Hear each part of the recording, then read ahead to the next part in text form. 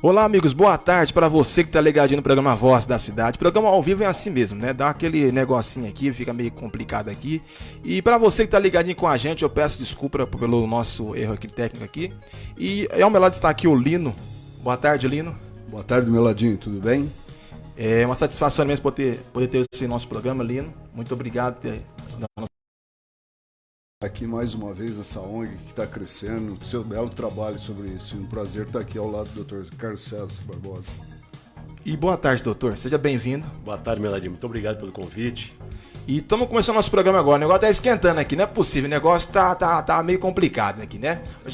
Já conseguimos falar aqui. Agora tá tudo certo. Agora, produção, tá tudo certo? Uma satisfação imensa, né? E está comigo o Carlos César Barbosa hoje, promotor de justiça licenciado, ocupa o cargo hoje como vice-prefeito da cidade de Ribeirão Preto. Doutor, nós estávamos falando aqui de um problema técnico ali na produção, sobre a parte da que o senhor assumiu, a parte social da cidade, né? Secretaria de Assistência Social. Sim.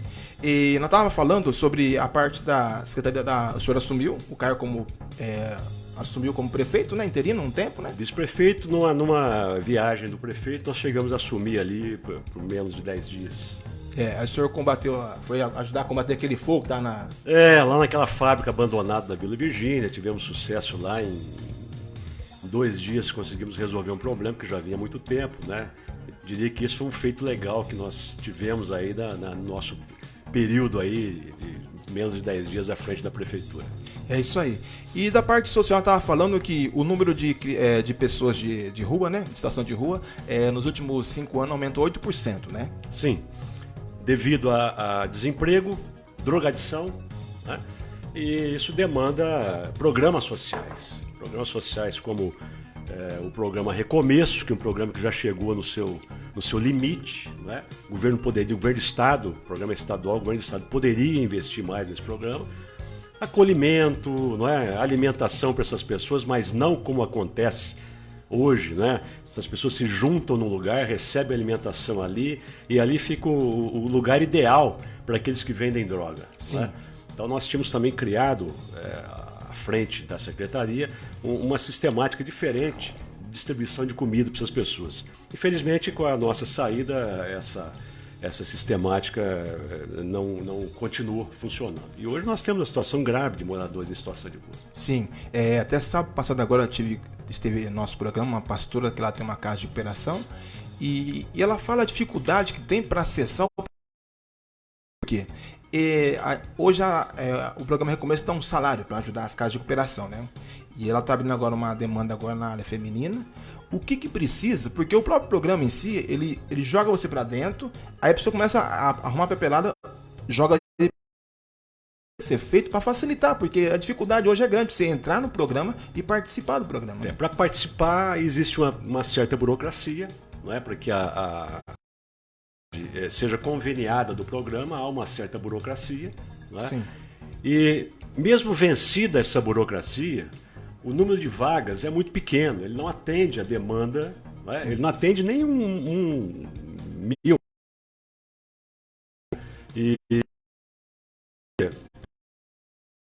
deu certo à época, só que ele estacionou, ele chegou numa situação de esgotamento, né? Ele poderia abrir para mais entidades e abrir mais vagas, porque não adianta você também abrir para as entidades e não ter vaga. Né? Você tem que ficar à frente ali, existe um programa de computador, você tem que ficar à frente ali para verificar quando vagou em algum local lá para você inserir alguém. E isso é um processo muito cruel. Né? Então, é um programa que poderia funcionar bem, novos investimentos nele.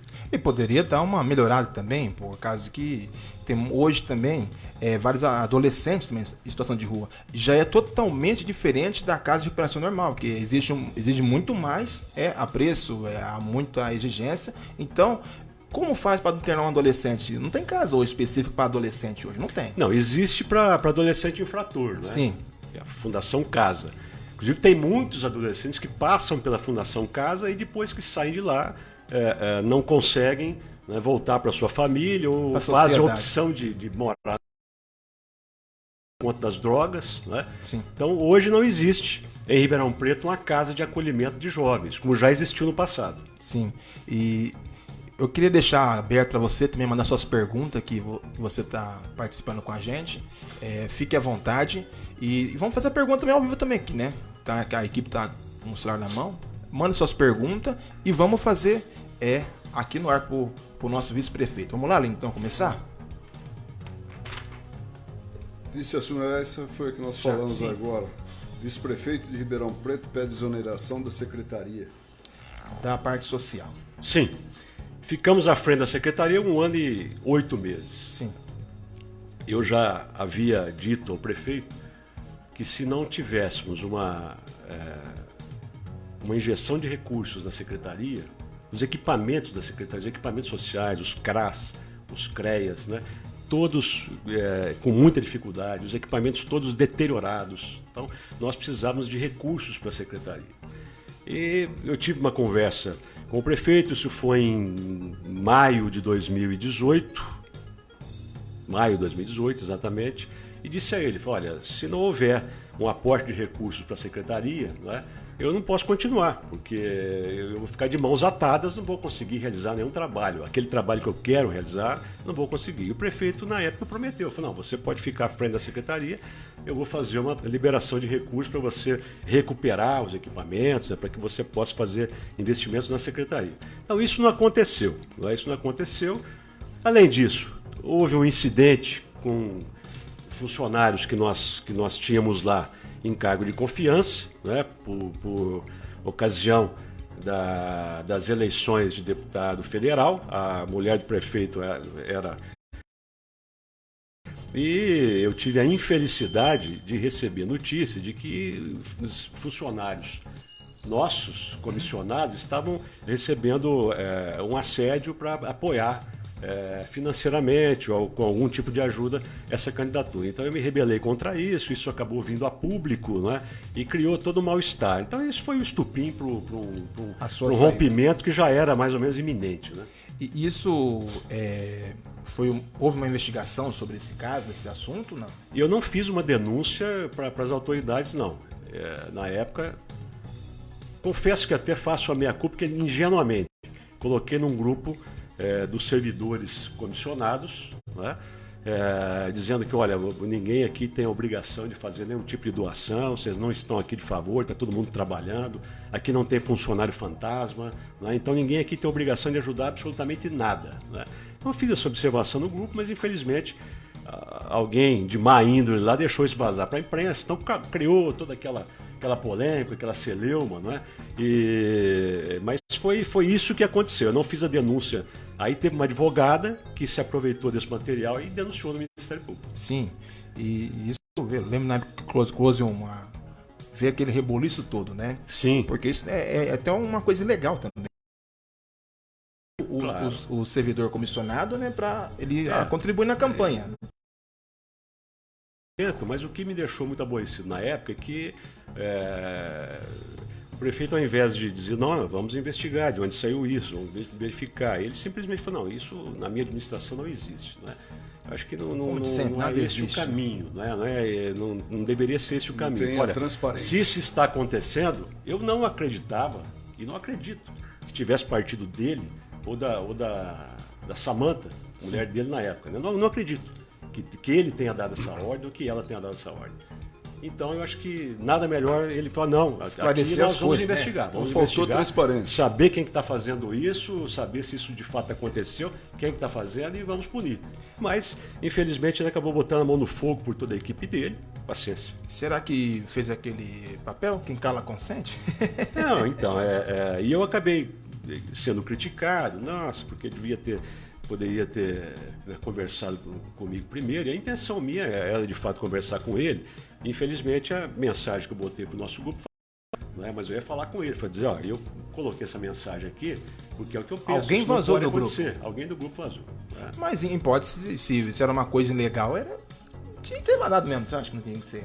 Eu acho que hoje o celular ficou alguma coisa muito perigosa. Né? Então a gente tem que ter muito cuidado com aquilo que a gente coloca no celular. Né? Você está vendo aí a questão do intercept, aí, né? As mensagens que... Eu acho que o uso hoje desse mecanismo de rede social, de WhatsApp, de mensagem instantânea, tem que usar com muita cautela. É muito cuidado, né? Porque uma coisa que você fala, algo que você fala, né, às vezes pode gerar interpretações diversas. Pode ser né? mal interpretado. Pode ser mal interpretado então isso acaba muitas vezes militando contra você, né? Contra aquele que colocou a mensagem. Negócio complicado mesmo e acaba se fazendo... Gerando confusão.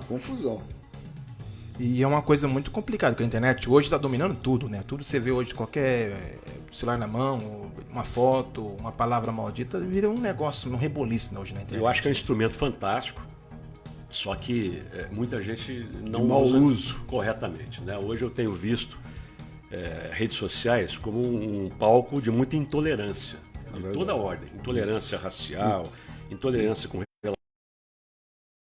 intolerância política. E isso não é bom, isso é muito ruim. E vamos caminhando então. Nesse caso, o senhor foi estopim para o senhor exonerar. Aí deixei a secretaria e houve aquele fiquei apenas, né? apenas exercendo o cargo de vice-prefeito. E houve aquele descontentamento, né? Aquele negócio todo. Sim, o clima ficou chato. Azedou, como se diz. Vice-prefeito, segundo a TV Tati, no dia 16 de fevereiro de 2019, ele tentou entrar na parte da greve para ajudar. Como foi isso? Eu fui procurado pelo sindicato de servidores, pelo presidente do sindicato, para conversar. Eu recebo todo mundo. Eu tenho meu gabinete lá na prefeitura. Quem quiser falar comigo, eu recebo todo mundo. Eu tenho os dias em que eu atendo o público, não é? Então nós fazemos o agendamento, nós ouvimos todo mundo. O presidente foi lá, gostaria de falar com o senhor e tal. Perfeitamente. Isso é muito Me bom. convidou para ir até o sindicato, fomos ao sindicato para ouvir a reivindicação. Eu falei, olha, o prefeito não quis ouvir, gostaríamos ao menos que o senhor ouvisse as nossas reivindicações, não é? E quem sabe fizesse uma mediação aí. Eu sabia que a mediação não daria certo, né? Porque o prefeito não aceitaria a minha ingerência nessa questão, não é? Mas eu fiz questão de ir, de ouvir, não é? Eu acho que isso é fundamental. Acho que quando uma pessoa ocupa um cargo público, automaticamente o diálogo é o caminho de tudo, né? Para sentar, para resolver a situação, né? Um dos problemas que eu vejo no executivo hoje é o isolamento. Você tem que ter uma boa capacidade de liderança e você não pode abrir mão do auxílio da sociedade civil, de ouvir a sociedade civil, os mais diversos setores da sociedade civil. Né? Porque senão você começa a achar que você já sabe tudo, que você... E aí só faz bobagem. Isso é o caminho, né, do diálogo, né? Eu penso. Parece que nessa gestão não tem diálogo, né? É tudo... Eu digo, uma das críticas que eu faço, né? Esse isolamento, essa falta de abertura para que as pessoas possam levar suas demandas, levar sugestões, né? Isso eu vejo que é uma dificuldade grande para isso. Isso é isolamento ou é a maneira de se dizer que manda mais do que os outros e não tem... O poder é algo muito...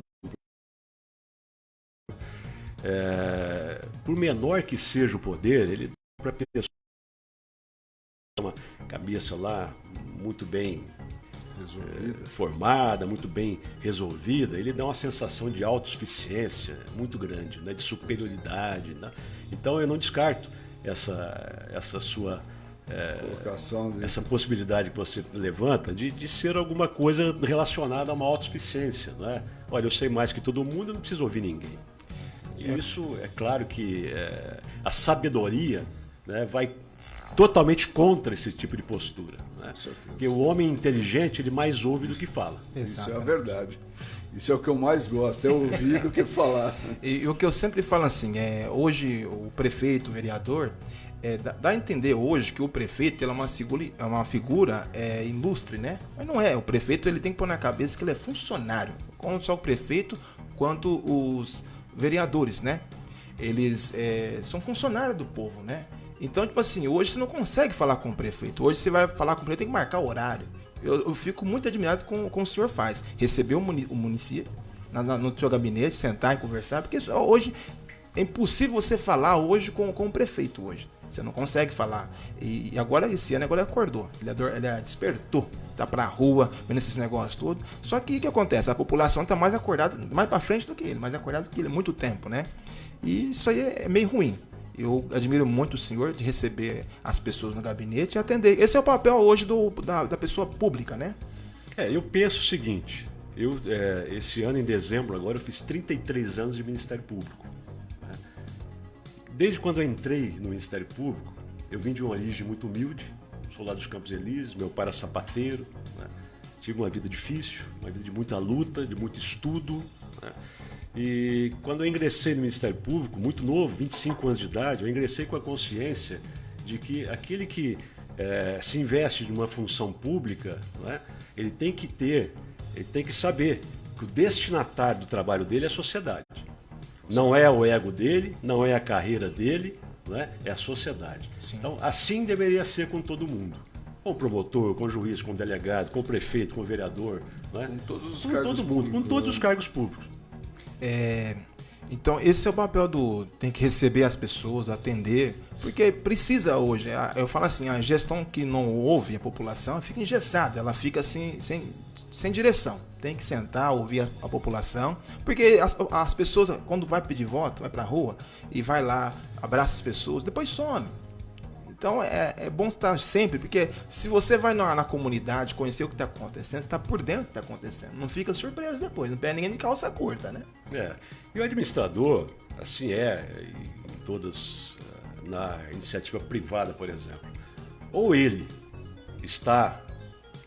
participa sempre, com frequência, de todos os processos da empresa, ou ele tem alguém de muita confiança que faz isso, né? Veja que o município de Ribeirão Preto, se nós formos comparar com a empresa, uma grande empresa, com cerca de 8.500 funcionários. Né? Então, é importante que o gerente dessa empresa, que o chefe dessa empresa, o cacique dessa empresa, ele esteja constantemente, né, junto a todos os setores, ou pelo menos alguém de muita confiança, para que ele esteja ciente de tudo que está acontecendo. Filtrando para levar para ele. Porque existe um vício na administração, no sentido de que cada setor tem uma vida própria. É verdade. Isso não é verdade. Volta a fazer um paralelo com uma fábrica. Não é? A fábrica tem lá o setor de produção, o setor de embalagem, o setor de limpeza, financeiro. Tudo tem que funcionar de maneira integrada. E na administração, infelizmente, eu sempre fui um crítico disso. Na administração não funciona. Por isso que é comum, o sujeito vai numa determinada secretaria, sai de lá, não é aqui, é lá na outra. Aí vai na outra, não é bem aqui, você tem que ir lá no protocolo. Isso para o município é muito ruim. O munícipe ele se sente inseguro com isso. Não é? Hoje nós não precisamos, eu tenho dito isso, de um grande centro administrativo, como se concebeu nessa gestão aí. Sim. Até se premiou o arquiteto que fez lá um projeto, né? Eu não entendi muito bem isso, mas deram um prêmio para o arquiteto que fez um projeto que não foi executado ainda. Isso. E se for contratado, ele vai cobrar ainda o preço para fazer o projeto. Não entendi muito bem isso, mas vamos lá. A pessoa ganha um prêmio, hoje uma nós coisa não precisamos de centro administrativo. Nós precisamos hoje de um grande poupa-tempo. Sim. É que o munícipe vá num determinado lugar, olha, eu tenho um problema aqui com o DAERP. Ele sai de lá com um problema equacionado ou muito bem encaminhado. Olha, eu estou pretendendo a aprovação de um projeto na Secretaria de Planejamento. Então ali os setores já vão se falando, se comunicando e resolvendo a situação do indivíduo. É disso que nós precisamos. Não adianta você ter um grande centro administrativo, né, e as coisas continuarem difusas, as secretarias funcionando de maneira difusa como hoje acontece. É bem isso, doutor, que você está falando, que eles não se conversam, aí você precisa de alguma coisa relativa a alguém dentro de uma secretaria e não chega na outra, aí fica tudo perdido. Isso me deixa muito aborrecido, né, porque eu vejo pessoas que muitas vezes deixam o seu trabalho por um período, por meio período, né? Tomam lá 2 ou 3 ônibus, né? Com dificuldade financeira, aí vai resolver um problema no município, chega lá, sai de lá do jeito que entrou. E o descaso que tem? Perder o processo dentro da Secretaria do Planejamento e não sei, volta semana que vem. Isso é inadmissível. Você leva um mês para falar para mim que perdeu o processo? O tempo seu Né? Não é mais barato, não é insignificante a ponto de você ter que voltar lá várias vezes. Várias vezes para falar assim, perdemos seu Exatamente. processo, protocolo de novo. Isso eu chamo de falta de respeito com o munícipe. E parece que esse governo, ele quer sempre fazer algo diferente. Por que que não pega aquilo que já tem, põe para funcionar? Olha, Melody, eu desde o início do governo, eu tenho dito o seguinte, eu sempre gosto de traçar os paralelos, né? Se eu comparar o município com uma família, né, o que um pai de família, numa situação financeira difícil, ele quer? Ele quer manter o teto dele ali, limpinho, arrumadinho, né? Ele quer alimentar bem a sua mulher, os seus filhos. Se reestruturar. Né? Ele quer que eles tenham um bom atendimento de saúde. Então, é fazer o arroz com o feijão. Não adianta você ficar criando situações mirabolantes, ficar criando projetos mirabolantes se você não fizer o arroz com feijão. Então, se o pai de família está trabalhando lá com dinheiro contadinho para pagar o aluguel, para pagar a alimentação, para pagar a escola dos filhos, muitas vezes para pagar um planozinho de saúde lá, será que ele pode fazer um puxadinho? Será que ele vai ter dinheiro para fazer um puxadinho? E é cobrado agora no O que IPTU, ele vai priorizar? Fazer o puxadinho ou atender a sua família de maneira digna? Atender a família. Atender a família. Então eu penso que você tem que primeiro fazer o arroz com feijão. O que você vê hoje em Ribeirão Preto? Você vê uma zeladora, né? Cidade com muito mato. A gente não limpa a casa da gente uma vez a cada 2, 3 meses. Sempre. Né? A cidade é assim também, ela tem que se manter limpa o tempo todo. Principalmente num período como esse agora, de proliferação de Aedes aegypti, de dengue, de outras doenças tropicais aí. O mato propicia, ajuda isso, né? Acúmulo de água, etc. A limpeza tem que ser constante. Né? A limpeza tem que ser constante. Então eu vejo que a zeladoria está muito ruim, isso para a cidade, para a imagem da cidade é ruim, para quem vive na cidade é muito ruim. Não vi avanços na saúde, não vi avanços na educação.